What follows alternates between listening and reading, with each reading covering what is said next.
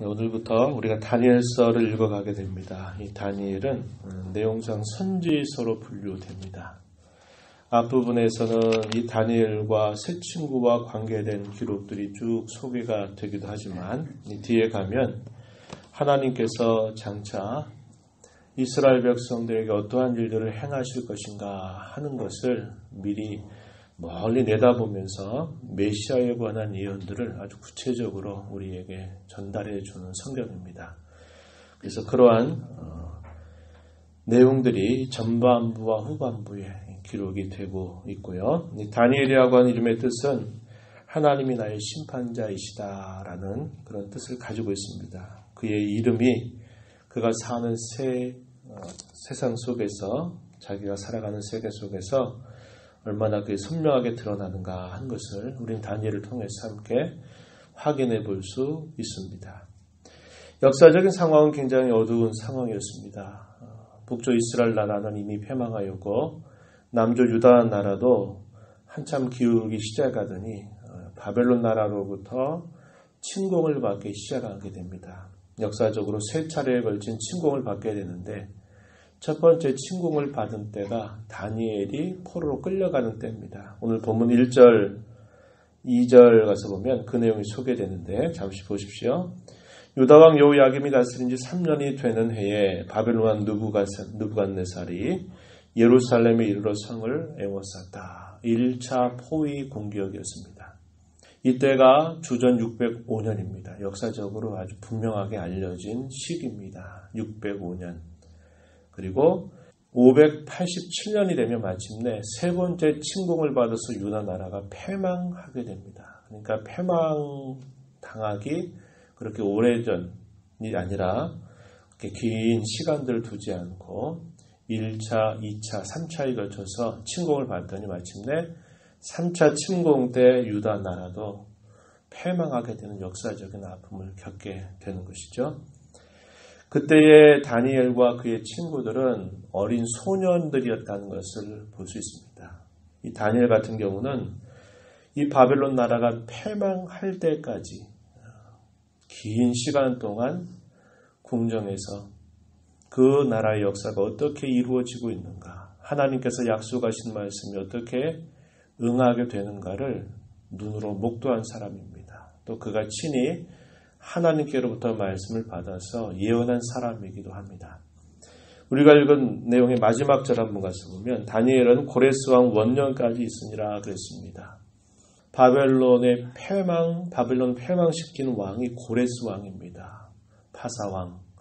바사 왕이 539년 이때 이 바벨론 나라를 패망시키고 페르시아 제국을 세우게 되죠. 그래서 적어도 605년에서부터 539년까지 다니엘은 대단히 긴 시간들을 살면서 예언도 하였고 그 예언이 어떻게 성취되고 있는가를 보면서 살았던 그런 인물이다 하는 겁니다.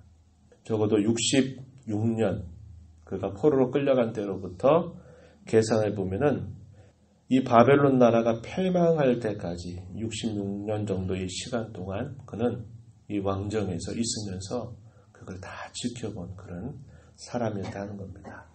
그의 소년 시절에 관한 기록을 오늘 우리가 읽은 1장에서 확인해 볼 수 있는데 그는 왕족 출신이었고요. 그리고 유다 나라를 또 이끌어갈 만한 지도자 그룹에 속해 있었던 사람인데 유다 나라가 침공을 당하면서 많은 포로가 이 바빌론으로 끌려가게 됩니다. 그런 가운데서 왕족 출신의 소년이었던 것을 우리가 볼 수 있어요.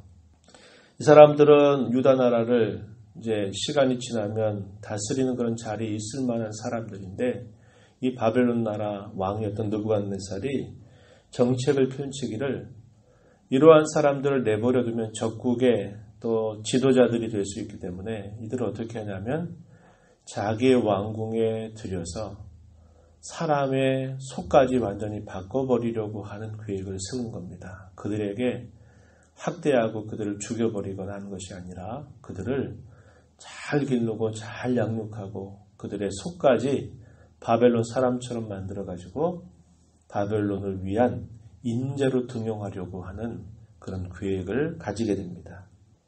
2절 말씀, 3절 말씀에 가서 보면 왕이 환관장 아스보나스에게 말하기를 이스라엘 자손 중에서 왕족과 귀족 몇 사람을 택해서 왕궁에 설 만한 소년을 데려오게 하였다 하는 겁니다.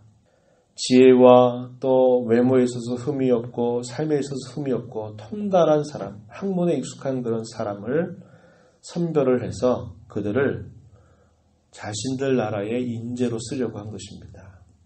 갈대아 사람의 학문과 언어를 가르치게 하였고요.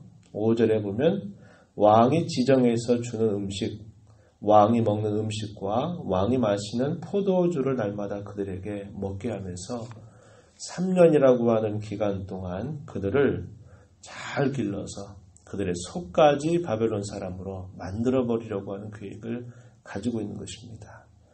당근을 주는 것입니다. 당근. 채찍을 주는 게 아니라 가장 맛있는 당근을 그들에게 주어가지고 어떻게 하려고요? 5절 끝에서 본 것처럼 왕 앞에 서게 하려고. 왕의 앞에 세운다라는 말은 왕의 충실한 신복으로 세우겠다. 왕을 위한 그런 충성스러운 종으로 세우겠다 하는 그런 목표를 가지고서 그렇게 한 것입니다. 하지만 어떻게 합니까? 다니엘은 자기가 허용할 수 있는 것과 허용하지 않는 것을 분명하게 정합니다. 허용될 건 뭡니까? 그가 궁정에 있는 것은 어쩔 수 없는 것이죠. 그가 궁정에 있는 것은 어쩔 수 없지만 적어도 자기의 신앙과 자기의 중심을 더럽히거나 바꾸진 않겠다라고 하는 이런 결단을 가지고 있었던 겁니다. 그래서 왕이 먹는 음식이나 이런 음료를 자신은 먹지 않겠다고 하는 결단을 내리게 돼요.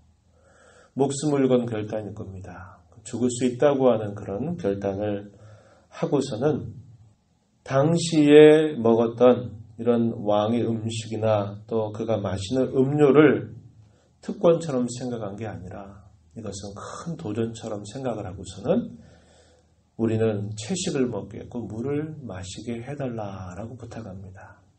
이 부탁이 들어줄 수가 없는 것이죠. 그러니까 다니엘이 어떻게 합니까? 10일이라고 한 기간 동안을 내건 겁니다. 10일 동안 기회를 좀 주십시오라고 말하는 겁니다. 다른 왕국에 있는 모든 사람들은, 소년들은 왕이 주는 음식과 음료를 마시지만 우리는 채식과 물을 마시겠습니다. 10일 동안, 긴 기간도 필요 없이 10일 동안만 그렇게 해서 과연 누가 더 건강하고 누가 더 좋은가를 시험해 본 다음에 하고자 하는 대로 그대로 따르겠습니다. 라고 이렇게 말하는 겁니다. 그 말을 듣고 10일 동안 그렇게 한 것입니다. 결과가 어떻게 됐습니까? 15절에서 보면 열흘 후에 그들의 얼굴, 다니엘과 그의 세 친구들의 얼굴이 더욱 아름답고 살이 더욱 윤택하여 왕의 음식을 먹는 다른 소년들보다도 더 좋아 보인지라. 10일 동안 끝내버린 것입니다. 하나님께서 그들의 편을 힘써 들어주셨던 것입니다. 그래서 더 이상 왕이 주는 그런 음식이나 음료를 먹지 않아도 될 것을 허용을 해준 것입니다. 다른 사람들은 몰랐을 거예요. 쟤네들은 왜 저렇게 좋은 이런 대접을 저렇게 극구 부인했을까? 저 채식이 뭐가 맛있다고? 그저 물만 맞고 산다고? 왜 저렇게 자처하고 저럴까? 모를 겁니다. 그러나 다니엘과 그 친구들의 마음은 아주 분명한 것이죠. 자신들의 속을 바꿀 수 없다는 것을 보여준 것입니다. 이게 영적인 싸움에서 큰 진지를 구축하는 그런 기회가 된 것이죠.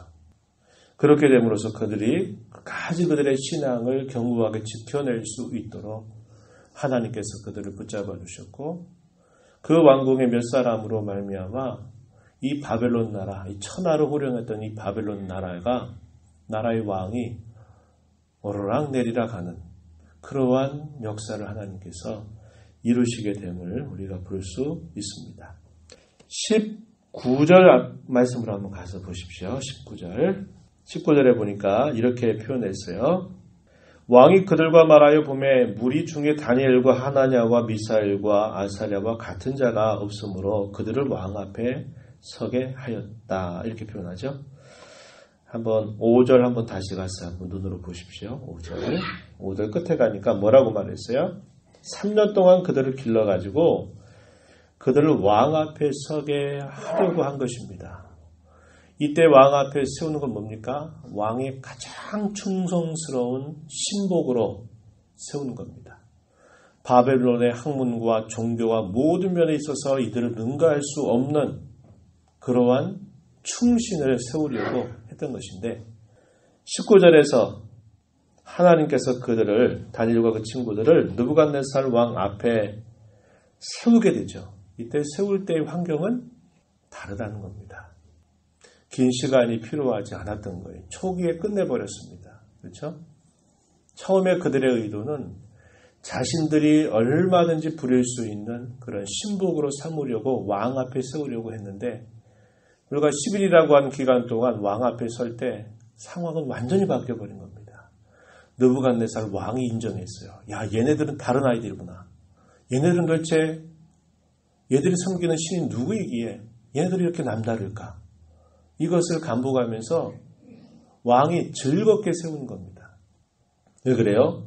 하나님께서 이 네 소년들에게 학문을 주시고 모든 서적을 깨닫는 마음, 지혜를 하나님께서 주셨다. 이렇게 이야기합니다.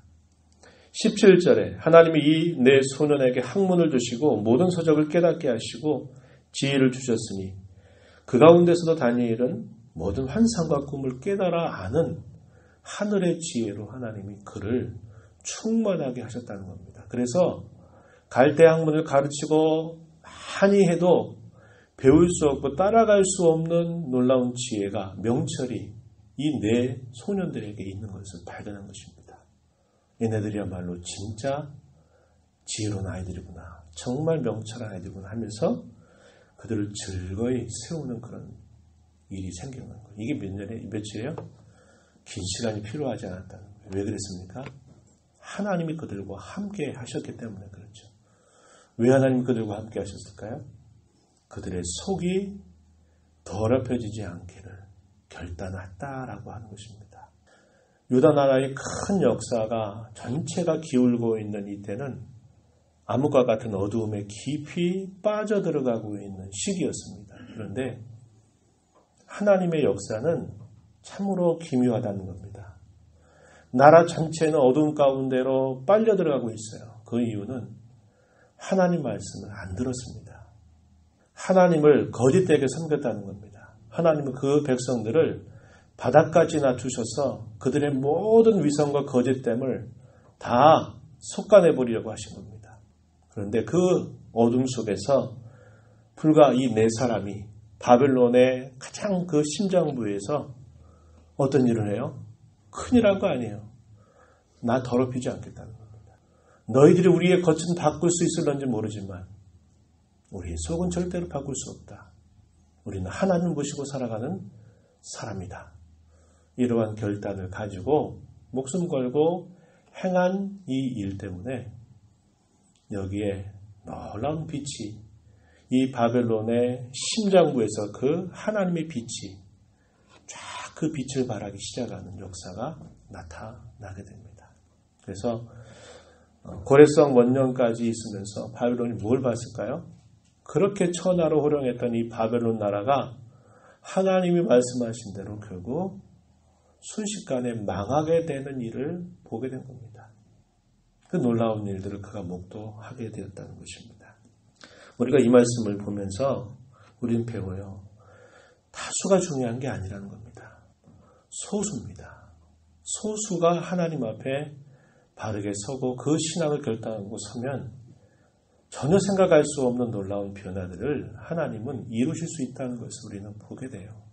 한국교회 초기 역사의 초소수의 신실한 그리스도인들이 이 불교와 유교 문화에 찌들어 있었던 대한민국을 새롭게 하는 선한 도구로 그들이 쓰임받았습니다. 소수가 다수 전체에 어마어마한 영향력을 미치게 되었다는 거예요. 그러나 3.1절을 지나고 또 6.25 동남과 이념의 분쟁을 겪고 대한민국이 많은 그런 복음의 은혜를 입고 살았지만 사회 속에서 많은 다수를 이루었지만 신실한 믿는 자들은 이 세속의 문화에 찌들어버리고 세상의 영광과 즐거움에 빠져 도취되고 있는 순간에 그 다수는 결국 사회 속에서 힘을 잃어가는 그러한 아픔을 맞고 있는 것이 어쩌면 오늘 우리의 자리에 있는지 모릅니다. 소수의 몇 사람이 하나님 앞에 이렇게 신실하게 서도 하나님이 이런 놀라운 역사를 이루시는 것을 우리가 볼 수 있고, 그 소수의 몇 사람이 다니엘과 같은 사람이 있으면 좋겠다, 하나냐와 미사엘과 아사랴 같은 사람이 있으면 좋겠다 이렇게 생각하지 마시고, 오늘 내가 하나님 앞에 그러한 사람이 되게 해달라고, 내가 그러한 사람으로 하나님 앞에 선명하게 삶을 살아가게 해달라고 그렇게 기도하며 나아가는 우리가 되어야 할 것입니다. 그렇다면 하나님은 이 어둠 속에서 또 다른 빛으로 우리를 밝혀주신 역사를 이루어 주실 거예요. 찬송가 445장 불렀던 아마 그 찬송의 내용을 다시 한번 여러분 음미해 보십시오. 이 다니엘과 세 친구들에 관한 아주 분명한 이야기가 얼마나 잘 매치되고 있는가를 확인할 수 있을 것입니다. 오늘 우리가 이 말씀을 살피면서 우리가 이 땅에 살고 바벨론과 같은 이런 타락한 세상의 중심에 산다 할지라도 하나님의 거룩한 백성임을 기억하고, 이 세상에 주는 그런 특권과 명예와 그것을 담대하게 신앙으로 거절할 수 있는 용기와 우리를 경건함과 거룩함으로 하나님을 섬겨가게 하시는 그분의 마음을 헤아리면서 뜻을 정하고 선명하게 우리의 삶을 살아가게 되는 모두가 되기를 진심으로 축복합니다. 하나님 아버지 감사합니다. 오늘도 이 새벽 시간에 저희들을 주께로 인도하셔서 함께 교회를 이루게 하시고 찬송과 또 말씀의 귀를 기울이게 하시며, 이 시간도 주의 말씀을 통해서 우리에게 주시는 하나님의 뜻이 무엇인가를 다시 한번 함께 생각하게 하시고 또 교훈해 주셔서 감사합니다.